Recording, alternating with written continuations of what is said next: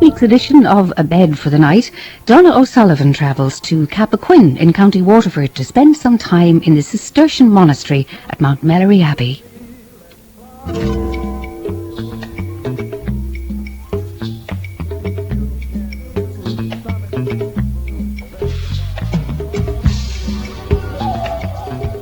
It's the place and the situation of the monastery here. It's in a beautiful location in the mountains, whatever. And because of such a long association of it and such happy memories, it's an actual joy to come down here and switch off for a few days. I've always felt this tremendous connection with Mellary as my place in Ireland. Cutting away from the world, you know, the stresses and strains of the world. You can leave them at the gate coming in. The idea of retreating from the world for a time of contemplation is a good one, and a practice that many philosophies embrace. So why don't more of us do it more often? Well, I did. I decided to pay a visit to the Cistercian community in Mount Mellary Abbey in County Waterford, and my short stay there began with night prayers, or compline.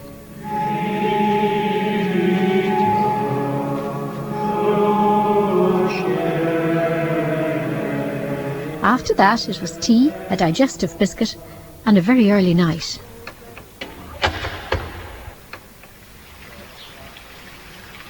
The guest house doors close at 8:30 in the evening, when guests are expected to be in, and they're also expected to remain quietly in their rooms until 7 a.m, when the bell calls for morning prayers or lauds.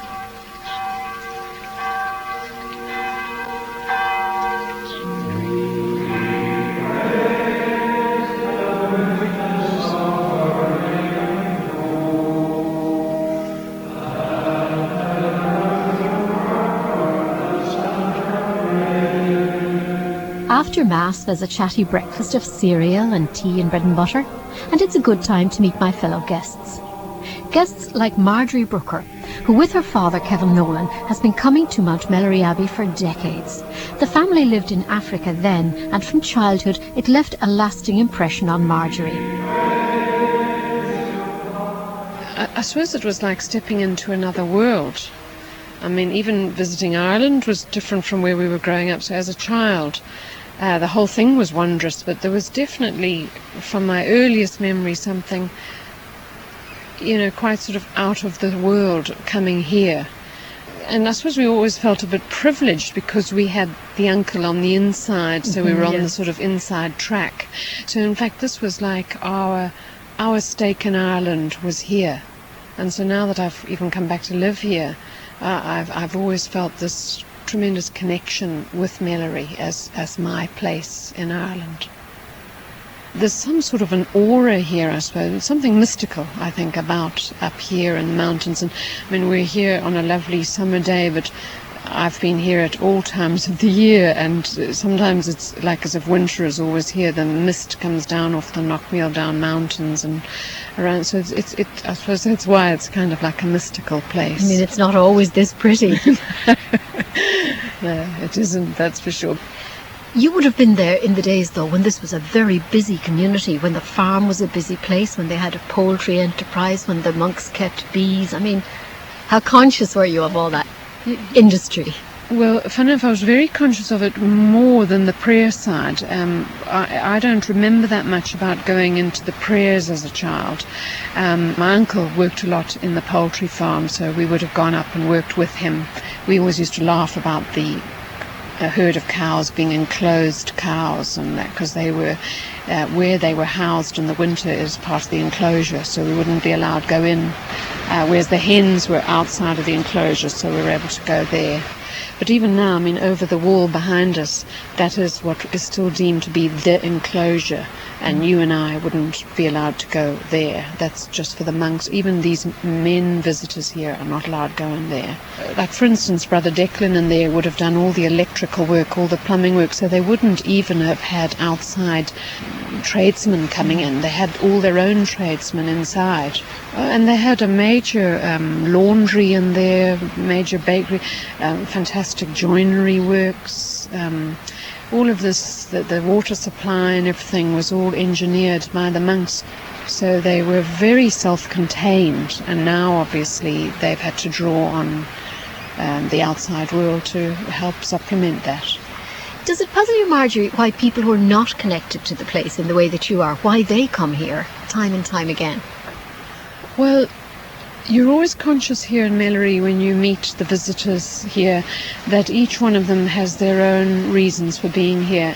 There would be a lot of recovering alcoholics visit here. There would be people who've had a death in the family and they're grieving and they come to a place like that. There's people who've had a split in their marriage and feel that they need to get away.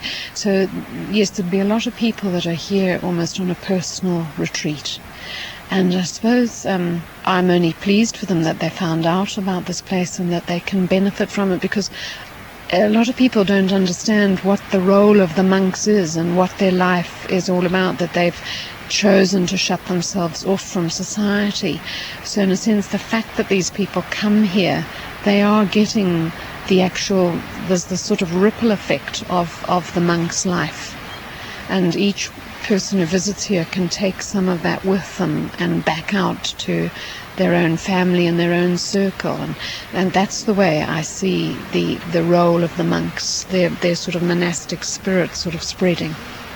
It's a fantastic thing to be able to step away from the madness of our world into this little bubble of peace, away from the TV and the radio. Although funny enough, I've got my radio in the room. Are you supposed to? I don't know. Years ago, we were apparently not. Years ago, we were, as a woman, I wouldn't have been allowed to stay here. We stayed in the ladies' guest house at the gate.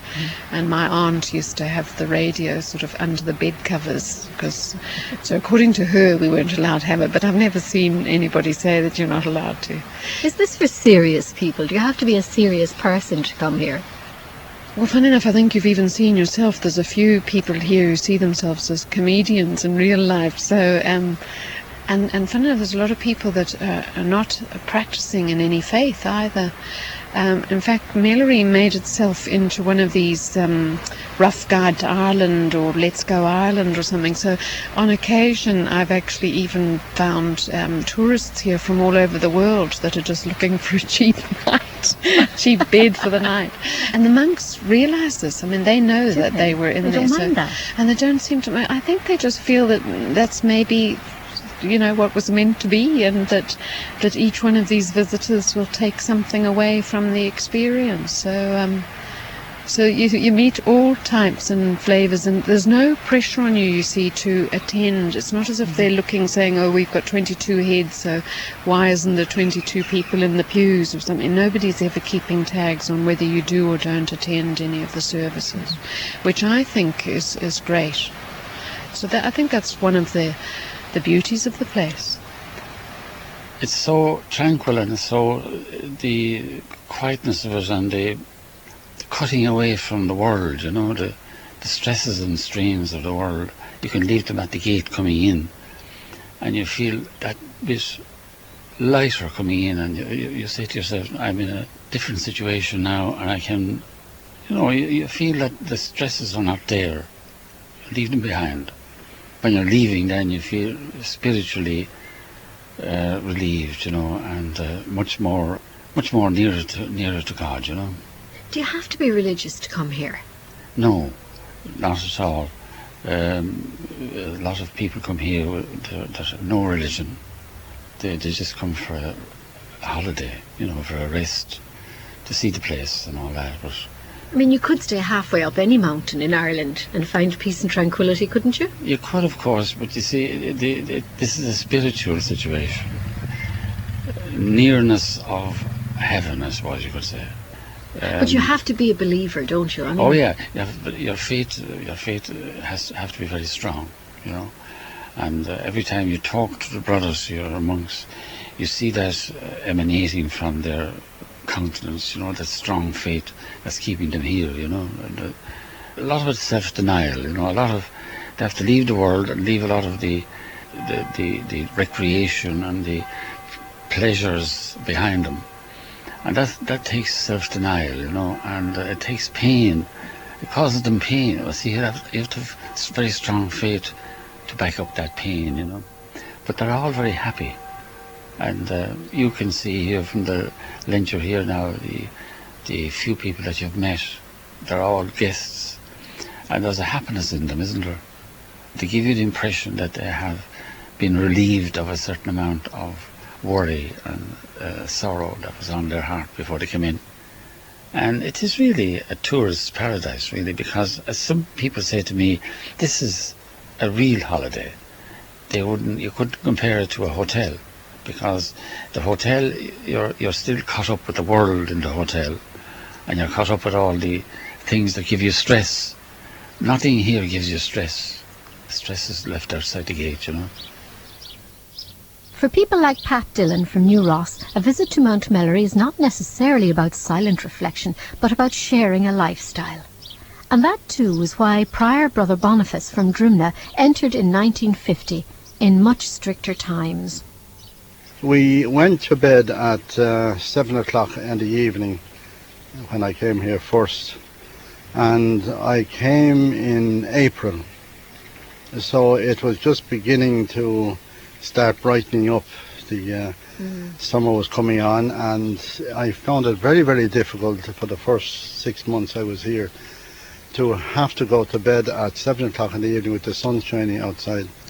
But because I had made up my mind to come here, then I gradually settled into the routine, even though at times I would have felt the desire to go out. And I used to, before entering the monastery, I always went to for a swim in the evenings, and that would be there with me. I'd be thinking of where I could be now if I was outside.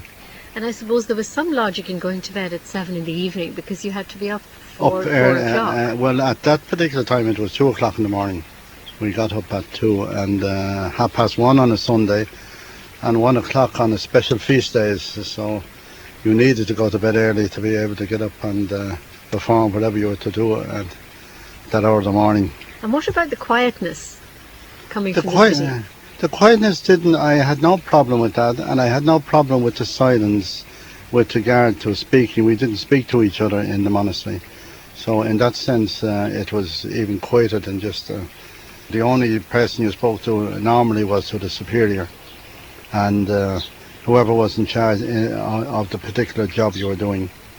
Apart from that, you had no conversations. So that, and then the quietness outside, because we didn't have visitors coming into the monastery, and it was just ourselves, so it was very, very quiet. And I suppose that was one of the reasons why I came away from Dublin, in the sense that I was searching for something, and one of the things that I wanted was to, I suppose, find out more about God, and this was a way of doing it. Coming in here and in a way being cut off from a lot of distractions. In that way I didn't feel it much of a burden, because I had made up my mind that this is what I wanted to do.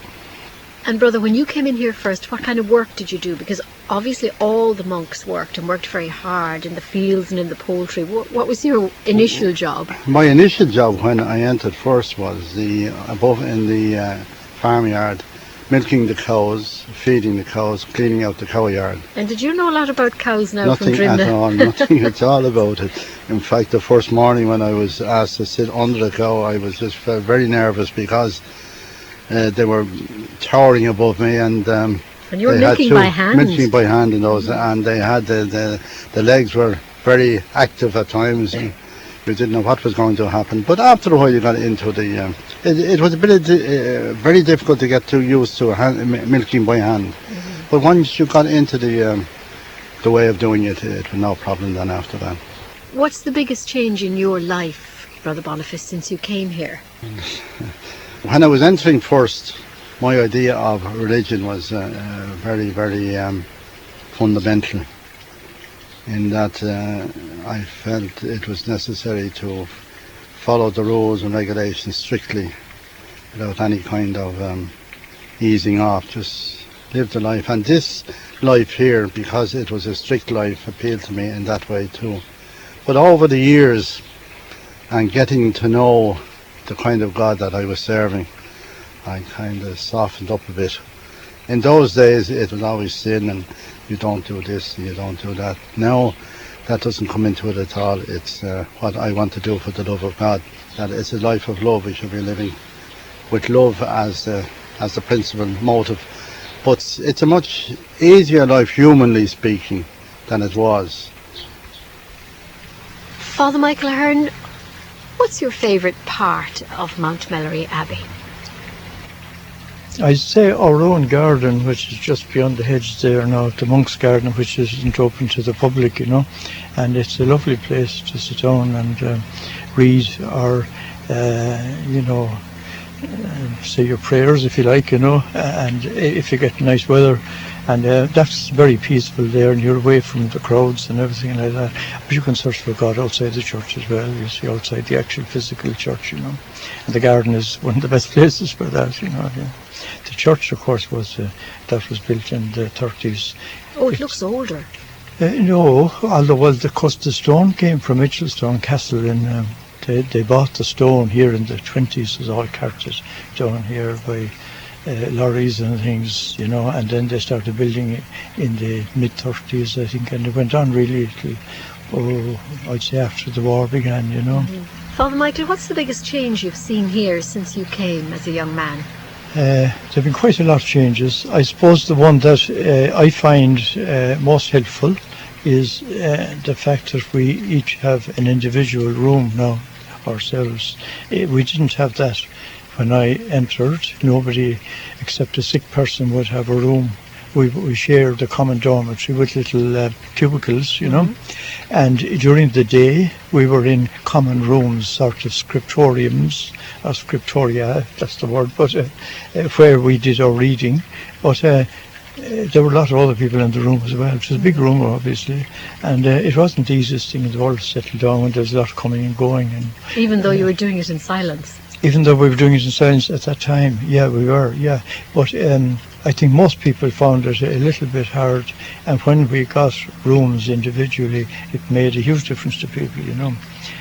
The silence, of course, has been another thing, but you kind of get used to it too, you know, you get used to being silent, you know, and we were able to communicate in things that were necessary, and there was never complete silence. But there was no idle chatter either. Well, there wasn't, no, and I mean, the people I was in the novitiate with, I never said a direct word to any of those for, I say, about 10 years after I came here, you know. And did you find that strange? And do you, looking back, find it strange? I do, actually, yes. I think it was a bit excessive, you know. And just I think in human terms? Yeah, I think it was no harm at all that it was changed, but it is hard to get the balance then, you see, you know. Once they started off, you see, by saying brief communications, you know, and then what's a brief communication, you see? I mean, in the end, that kind of went down like that, you know, people just communicated, you know, and the brevity kind of went out the window a bit, you know. That's human nature, and it's much easier to have a ban, you know. We haven't any what you call recreation period official, you know. We never had. Other orders have recreation periods. Right, they do. And yeah, we never had that precisely. But so was there no recreation? There's no, and there isn't still a recreation period as such. But people kind of use certain times of the day, maybe by having a cup of coffee or something, in you know, and there'll be a small group, and people find that relaxing. And it's not official, but it isn't forbidden either, you know. So we're coming around, I think, a bit better now to having a more balanced kind of a thing, you know, and I hope future generations won't condemn us, you know, but we hope not anyway. I think not.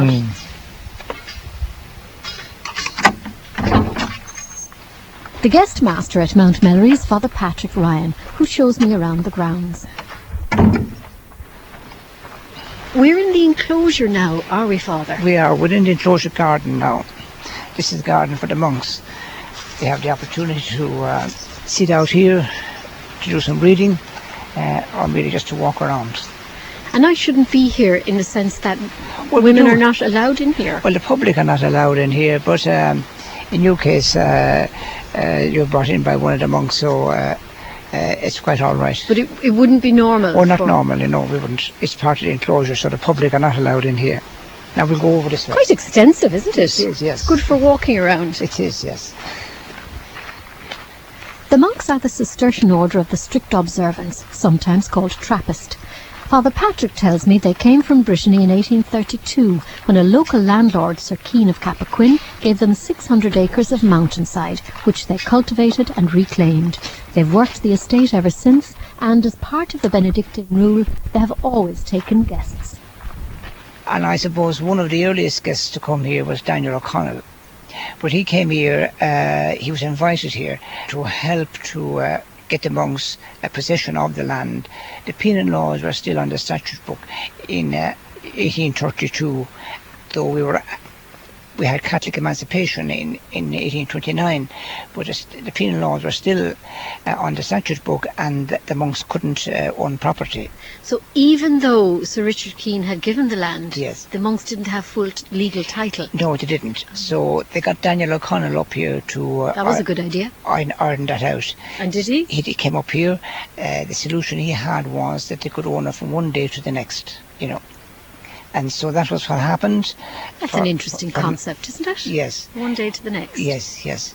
For 100 years, I think it was. The land was given them for 100 years from one day to the next. So when the 100 years were up in 1933, what happened was that the Land Commission bought it, and we bought it back from the Land Commission at a nominal sum. It's an interesting story. That was the legal way that it had to be done. Arthur Healy first visited in 1948, and he now makes it twice a year, and he says he's never surprised at those he meets there. You'd see a stranger coming in, you'd be there a day or two, and you'd see a new person coming in. I'm extrovert, I would probably speak first. And I would say, don't mind me asking you, how did you come to hear about Mount Mellary? And they'd say, well, you won't believe this. And I say, look, I've heard loads of beautiful stories here. I'll believe anything, but please tell me your story. And the stories I've heard over these years have just been astonishing. People needed to find something in their life. They were going through a crisis, whatever, and heard of Mount Mellary or came here by chance or fluke, whatever. But when they were here, they suddenly found they were in a powerhouse of prayer, is the term used. And it said of a monastery or whatever, that the veil is thin above it. It means the veil is thin between heaven and earth.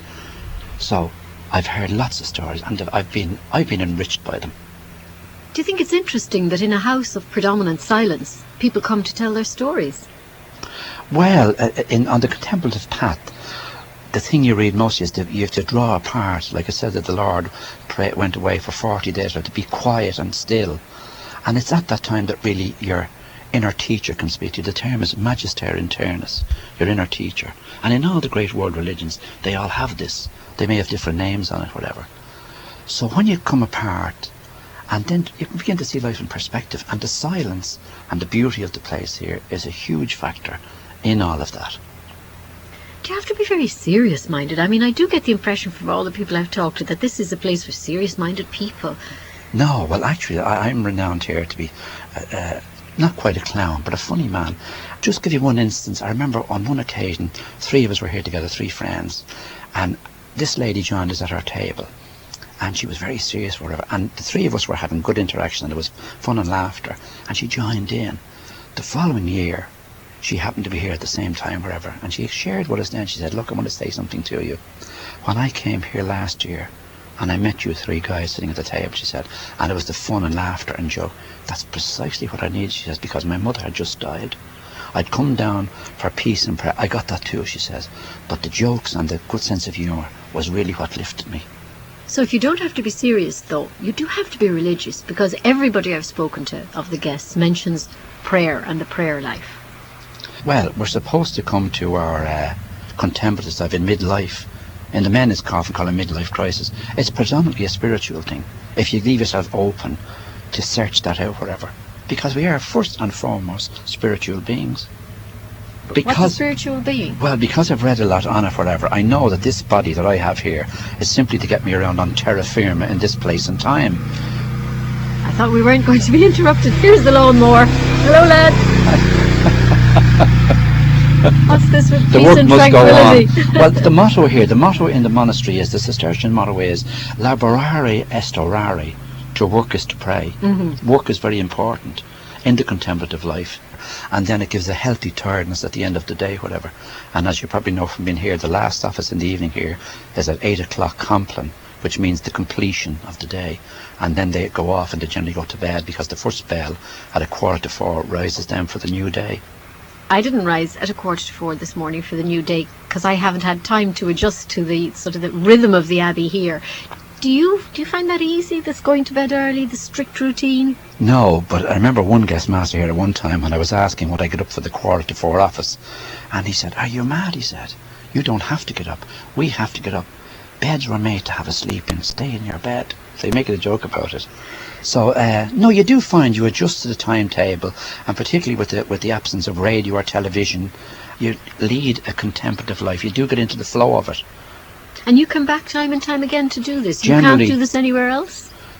Well, it's the place and the situation of the monastery here. It's in a beautiful location in the mountains, whatever. And because of such a long association of it and such happy memories, it's an actual joy to come down here and switch off for a few days. Guests are not expected but encouraged to attend the hours of the Divine Office, and there's no nightly tariff. Instead, a donation at your discretion. After a hearty lunch and cheery goodbyes, I head back down the valley and back into the busy world, at ease in the knowledge that in the hills of the Knockmealdown Mountains lives a community that chooses to march to a different drum.